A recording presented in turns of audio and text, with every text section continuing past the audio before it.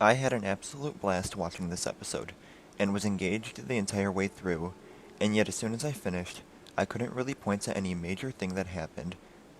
Now, part of this was definitely because it was a shorter episode that ended with a long scene focusing on Luthen, but what it tells me is that the episode didn't really have any wow factor that stuck in my head. That being said, there was a lot to talk about with this episode, much of which I enjoyed greatly, whether it stuck with me or not. The episode begins in the past on the planet Canary. I had mentioned in my review for the first episode how they never showed the name of the planet on screen and how it might have had some importance, but it was actually included in the closed captioning and I never realized it. Pre Moore also described Andor as a Canary male. I assumed in the first episode they were talking about some other random male, and I never made sense of the fact that they were detailing Cassian. It was interesting that Cassian has hidden his homeworld, but I'll get more into that later. While out searching for the crashed ship, the group hikes past what looks to be an abandoned mine. The first thing that came to my mind was that it being a separatist mine, similar to the one that we see in the Clone Wars where Gregor helped D-Squad escape, because we know he grew up on a planet that was part of the Separatist Alliance, but it is later revealed that it is an Imperial mine, which makes more sense given the likely time period of the flashbacks.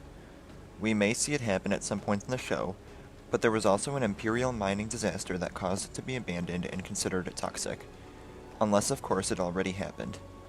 I'm a bit unsure on when exactly in the past these scenes are taking place.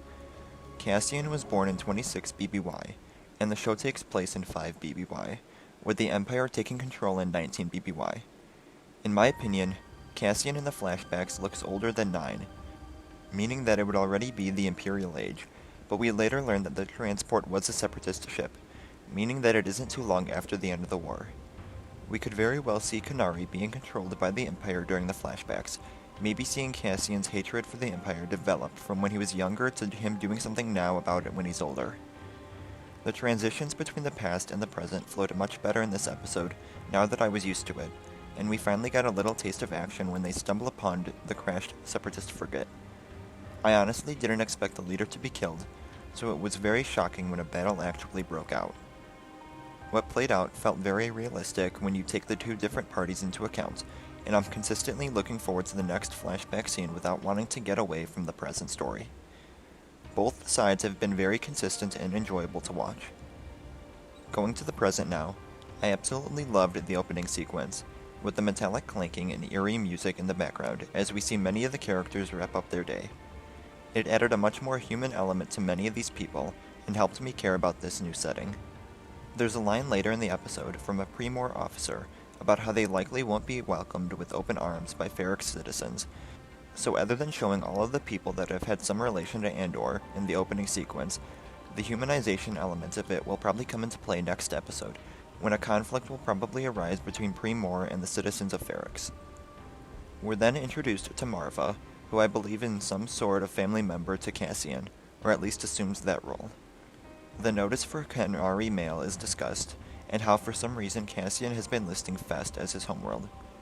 We know that there was an Imperial mining disaster, but there must be another reason why he wouldn't want official documents to list Canary as his homeworld, something that we'll likely find out. Perhaps he was the one to cause the mining disaster, who knows. However, someone did tell Pre-Moore that it was a Canary male who killed the man, so someone found out his real homeworld somehow. We know that he went looking for his sister, so it's possible that the woman who Cassian talked to in the cantina did in fact know who Cassian's sister was, and she learned from his sister what planet they were from. She's seen in Pre-Moore headquarters later in the episode in order to decide whether the facial image represents the man she talked with, so she is likely the one who knows where he's from. The entire scene about Cassian's past and them hiding has been one of my favorites so far, and the music only added to it. I also assumed in the first episode that Casa was only a nickname from his sister, but since another person called him by the name in one of the flashback scenes in this episode as well, it seems that Cassian may not be the name he was born with. While he was switching his official homeworld, he may have also been changing his official name. Something I don't think I touched on enough with my last review was how good this show looks, but also how different it feels. While I enjoyed the Kenobi series, there were definitely moments that were limited by the use of the volume. Having every set be practical for this series is definitely showing. Everything looks real and natural, whether it be the inside of a house or the technological headquarters of Primor. Andor also captures the feeling of Star Wars without being the same as everything else.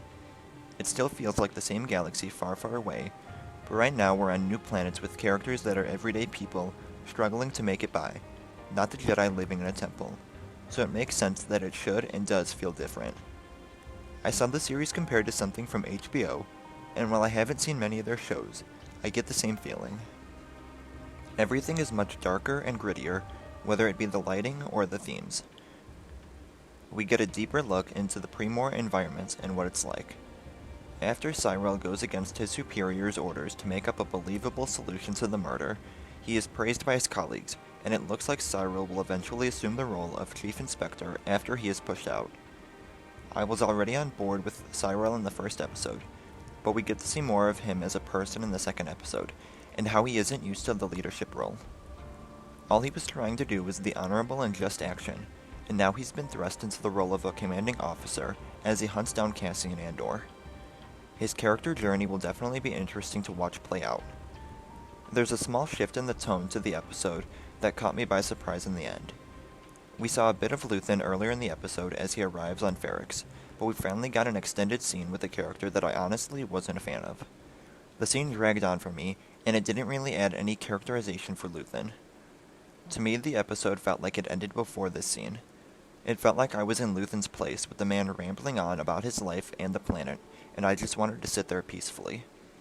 Maybe this was the intended characterization for Luthen, but I didn't care for the scene on my initial viewing. Hopefully with a couple more episodes I'll look back and see it in a different light. There was also a shift in music in the final scene as we see Cassian beginning a light jog as he goes to meet with the mysterious buyer. Overall, the music has done a good job of amplifying whatever tone or mood is being focused on, like suspense or the awkwardness, but the music at the end felt like it belonged to a different show. It was very unique compared to what we had previously heard, but that music may become the new norm as we see Cassian transition from under-the-radar life on Ferrix to working with Luthen to fight the Empire. Andor's second episode advances a focused story that is easy for the audience to care about and be intrigued with, earning a rating of 8.5 out of 10. Let me know what you thought of the second episode in the comments below. Remember to like the video, and subscribe for more reviews like this, and follow me on Instagram, Twitter, and TikTok. Thank you all for watching, and remember, the Force will be with you, always.